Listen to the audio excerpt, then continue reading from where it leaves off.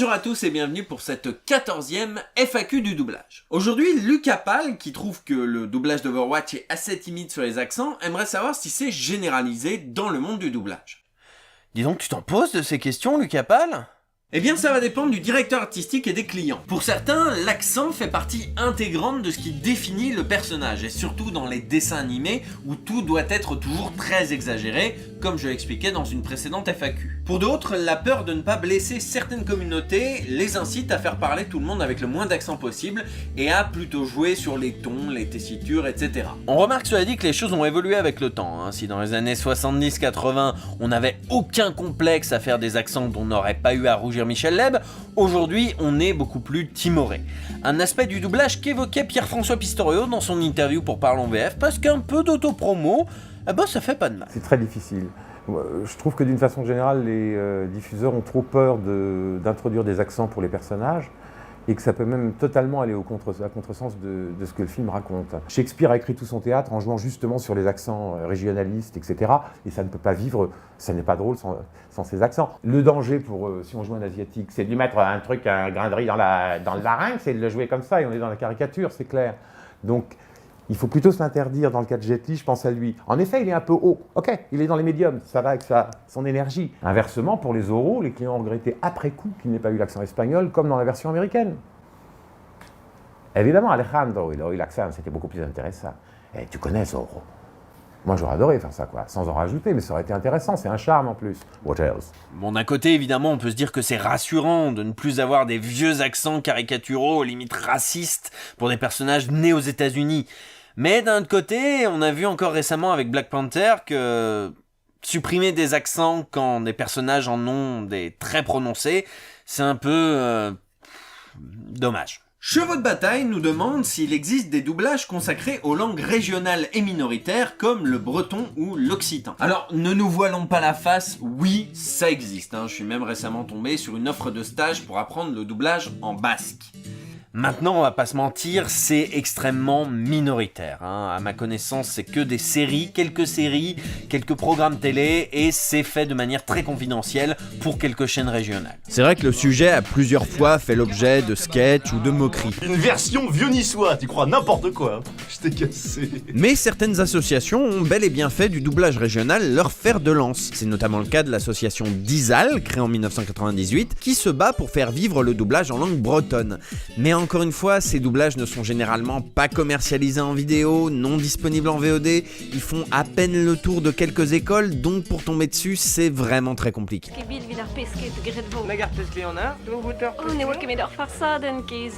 Barb Dojo nous demande, est-ce vrai que la plupart des comédiens préfèrent la VO ?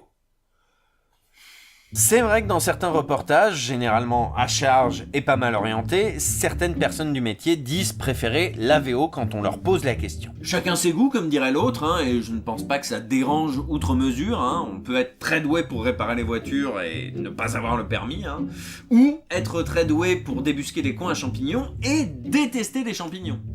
J'ai un copain qui est comme ça, on n'arrête pas de se foutre de sa gueule. Ça peut aussi être de la déformation professionnelle, un mec qui passe 10 heures par jour dans un studio de doublage, quand il rentre chez lui, il a peut-être pas envie d'écouter ses collègues, de repérer où est-ce que le mixeur s'est planté, de douter d'une phrase peut-être mal adaptée. Si ça se trouve, ça te gâche le film, Moi, je serais toi, j'irais plutôt chercher par là. Terminons avec Viandeur qui nous demande « Question bête, les nanars sont-ils doublés autrement qu'au forfait et pourquoi commander un doublage français pour ces films ?» Alors d'abord, arrêtez de croire que vous posez des questions bêtes, il n'y a pas de questions bêtes, et surtout sur le doublage qui est un milieu au fonctionnement et à la logique assez obscur. Pour te répondre, Viandeur, je dirais que les deux parties de ta question sont reliées, et pour pouvoir y répondre, il faut se poser une troisième question. Comment sont diffusés les nanars ? Bon, ce que je m'apprête à dire s'applique surtout aux navets et aux films un peu cyniques. Mais les nanars n'étant que des navets particulièrement réussis, ou suffisamment ratés pour être réussis, on va englober un petit peu tout ça sous l'étiquette nanar. En dehors de quelques grosses merdes à gros budget sans intérêt qui sortent ponctuellement sur nos grands écrans, il existe deux modes de diffusion principaux pour les nanars. La diffusion à 1h du matin sur une obscure chaîne de la TNT et les bacs à soldes de ton supermarché. Dans les deux cas, le produit n'est pas acheté pour sa qualité, ni pour sa sa non-qualité, mais parce qu'il coûte que dalle. C'est un faible investissement pour une chaîne de seconde zone d'acheter une trentaine de téléfilms Asylum qui vont rediffuser encore et encore sur leur plage horaire vide. De même, un grand magasin ou un magasin discount qui veut avoir un rayon VHS à une époque, DVD aujourd'hui, rempli et à bas prix, va acheter des films qui ne coûtent rien, des films dont l'éditeur se fout et dont le magasin peut quasiment fixer la marge qu'il veut. Autant vous dire qu'on va pas pouvoir faire ça avec Harry Potter, Star Wars ou le dernier Tarantino. Non, on va aller voir un éditeur de 3ème zone qui, comme les chaînes TNT, récupère quelques grosses merdes à pas cher. Et c'est comme ça que votre supermarché Match va se retrouver avec Wolf Cop, Alien of the Dead, Les Zombies en folie et Les non-lesbiennes partent en guerre. Bon, où est-ce que je veux en venir avec tout ça ?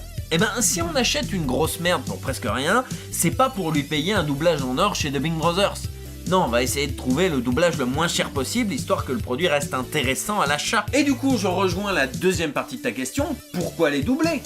C'est vrai, les sous-titrés coûteraient moins cher. Bah oui, mais c'est pas du tout le goût du public cible, ça. Que ce soit la TNT ou les bacs à soldes. Le gars qui allait à une époque dans son supermarché Mammouth pour acheter une VHS à 5 francs et qui aujourd'hui scrute le bac à soldes de Lidl, c'est pas pour profiter de la performance originale de l'acteur, c'est pas pour suivre l'histoire en lisant les sous-titres, à vrai dire c'est même pas pour le film le plus souvent. Non, c'est au mieux pour rigoler avec des potes en buvant des bières, au pire pour avoir un fond sonore en faisant la vaisselle. Donc s'il voit qu'il n'y a pas de VF sur le DVD, eh ben, il va directement tourner les talons en se disant qu'il a pas envie de regarder ce film sérieusement. Et c'est pareil pour le gars qui va tomber sur un nanar sur NT1 après le téléfilm érotique Emmanuel contre les chevaliers de la table ronde. Ça va lui servir de fond sonore pour s'endormir, éventuellement pour rigoler un peu s'il a pris un pétard un peu tassé et que dans ces cas-là on s'en fout un peu de ce qu'on regarde. Mais il est absolument pas en état de lire les sous-titres. Donc ça l'intéressera beaucoup moins. Tu l'auras compris, les nanars servent généralement de bouche-trou, que ce soit à la télé ou dans les bacs à soldes. Et c'est typiquement le genre de programme qui a besoin d'une VF pas chère.